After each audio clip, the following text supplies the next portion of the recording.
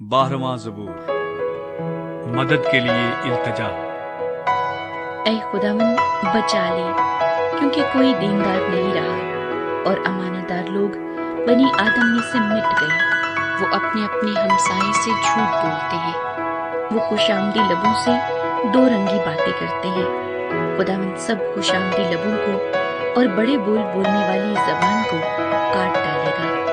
وہ کہتے ہیں ہم اپنی زبان سے جیتیں گے، ہمارے ہونٹ ہمارے ہی ہیں، ہمارا مالک کون ہے؟ غریبوں کی تباہی اور مسکینوں کی آہ کے سبب سے خداوند فرماتا ہے کہ اب میں اٹھوں گا، اور جس پر وہ پھنکارتے ہیں اسے امن و امان میں رکھوں گا۔